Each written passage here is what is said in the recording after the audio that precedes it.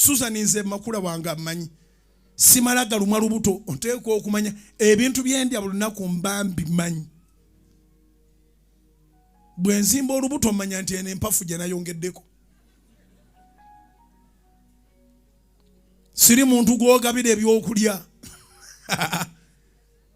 siri mukugu nnyo era siri nutritionist naye byendya bisobola n'okubanga abakugu baba bitunulira tebabisiima naye nze mbimanyi ndya kino na kino na kino ngeteeka ewange Susan makulu alya mukeni ali ebijanjalo muntu mumumanyi wa byabulamu agula n'obukejje namugamba sikulinaako lutalo n'olu nze bulunaku bwemba sinkoko nyama kubira mukama engalo ez'amaanyi oba okitegedde bwemba sinkoko nyama abaana babeere wange baabo mbabuuzi kubanga nze obukejje bwaliko nabumala nali obukejje obumala mukene mumanyi bulungi ebijanjalo yeri enkoko yeeka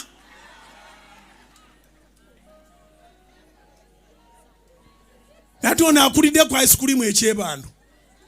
yakatandika okutegeera nti alabirira obulamu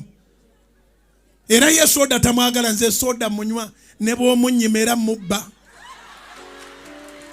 neropedde ku kituuti muba mulwa enfuluma bwe nti nempita ku firiji nenzijayo soda paka mu kiraalo nembeera eyo ate wagazi tasobola kuva eri nangwako mba mulengera nga ajja sitamulengera nga ajja nga neyongerayoko katono akabadde kasigaddemu nga nako nkamalamu akacupa nga nkasuula eri nga mugani obadde ani eno ku kiraalo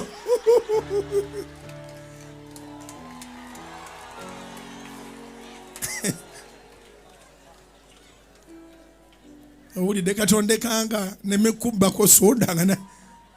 anyenyeza omuntu nakati agatta ajja kunzikiriza oba mubba mubbi kale but I really mind about my health nfaayo ate saagala kulya buli wantu siri muntu alya buli wantu era nyina be nakulanga mbanyooma nga tukola nabo